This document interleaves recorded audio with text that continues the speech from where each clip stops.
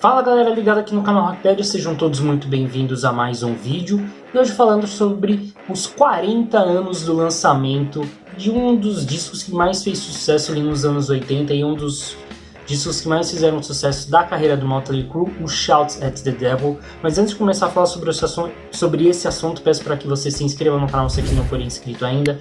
Deixe o seu like aqui embaixo, ative as notificações de vídeo e aqui embaixo na descrição siga as redes sociais do canal, tá bom pessoal? Bom, então vamos lá falar sobre esse disco, né? Primeiro a gente precisa entender o que estava se passando na banda naquela época, né? Os anos 80 foi assim, acho que foi a principal década na carreira do Motley Crue.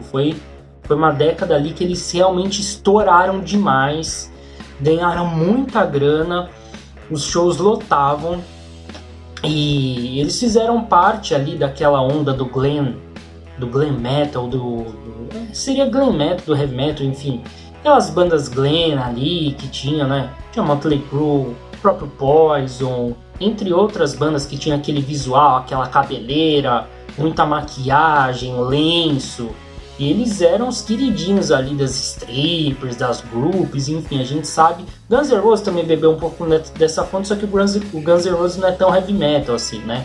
Eles são mais caracterizados como um hard rock, mas muitas bandas nessa época beberam dessa fonte e o Motley Crue não foi diferente. Eles já tinham lançado um disco no ano de 81 chamado Too Fast for Love, que foi o primeiro disco deles, foi o disco de estreia por uma gravadora e tudo mais, e já tinha feito um baita de um sucesso, né? Tanto é que duas músicas aqui, posso citar pelo menos duas músicas aqui, eles sempre cantavam nos seus shows, que é Live Wire e a música que leva nome ao disco, né? A Too Fast for Love. E aí no ano de 83, então mais precisamente no dia 26 de setembro, eles vêm com o segundo disco, né, chamado Shout at the Devil, e esse disco causou uma polêmica gigantesca por conta da sua capa, que é um pentagrama invertido, por conta do título.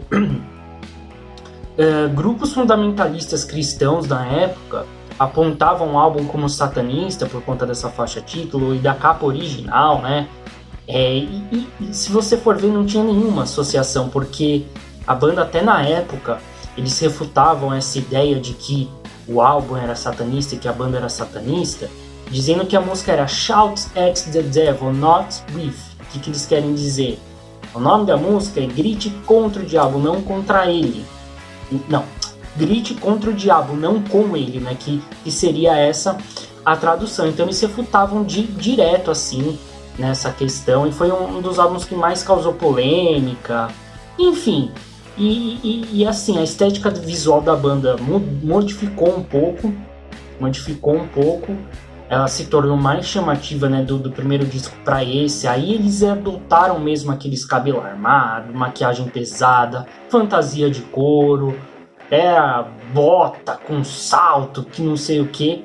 Então era uma espécie ali, a vestimenta deles, né, era uma espécie de guerreiros ali de um mundo pós-apocalíptico, digamos assim. Então nessa fase aí, eles adotaram mesmo esse visual diferentão, assim, que pra época realmente era diferente, né? Era bem diferente, já havia bandas que faziam isso, a questão de maquiagem pesada e tudo mais, mas nesse disco eles modificaram aí um pouco essa questão. E conforme foi revelado por eles mesmos, a temática das letras, né, e a estética também por trás desse disco foram inspiradas em dois filmes, né, no Mad Max 2 e Fuga de Nova York. Os integrantes da banda assistiam direto esses filmes, né, quando eles moravam no mesmo apartamento ali meados de 81. Então eles tiraram algumas referências desses dois discos, não, desses dois filmes. E fez um baita de um sucesso, né? Ele recebeu 4 vezes platina, né? 4 discos de platino, vendeu mais de 4 milhões de cópias. Aí eles tiveram que mudar um pouco a capa do disco, porque teve toda aquela polêmica, né? Uma segunda capa do disco só tinha o rosto, né? A face dos 4 integrantes, que teve que ser mudada por conta das controvérsias ali, toda aquela polêmica que eu já citei para vocês. E até um detalhe interessante é que a ideia de fazer essa capa foi inspirada numa capa dos Beatles, né? O Let It Be, o disco Let It Be dos Beatles, que tem ali o rosto dos integrantes, né? E cara, aqui eles fizeram muito sucesso, várias músicas se tornaram singles.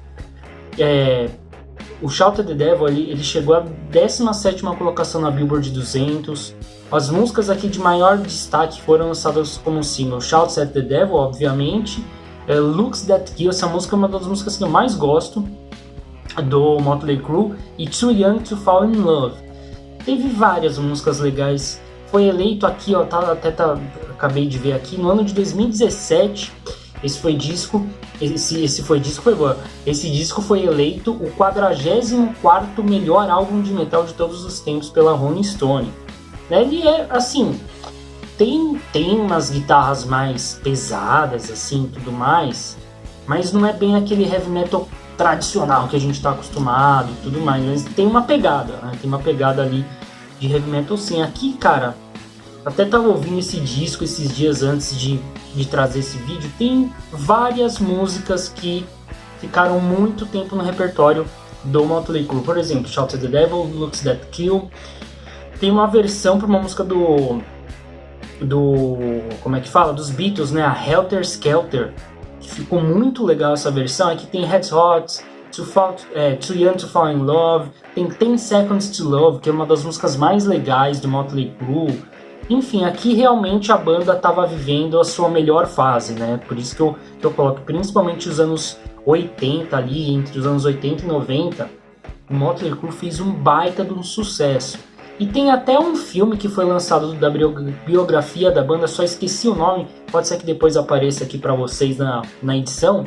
É um filme muito legal que, se não tiver errado, tem na Netflix, que conta a história do Motley Crue, né? É assim, tem algumas partes que são meio bobinhas, vamos dizer assim, mas no contexto geral é um filme que eu gostei bastante para entender um pouco da história, o que rolava na época. E era loucura total, né? Bebedeira, mulher, mansão, dinheiro, enfim, a gente sabe como que funcionava aí as bandas naquela época.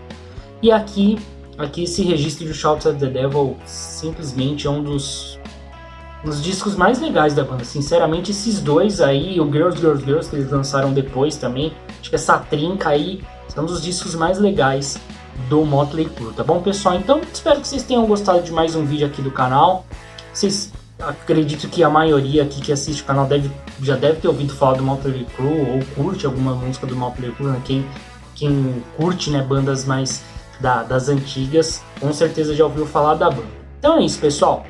Esse vídeo vai chegando ao final por aqui. Caramba, eu tô gaguejando demais nesse vídeo. Esse vídeo vai chegando ao final por aqui. A gente se vê numa próxima. Valeu e tchau.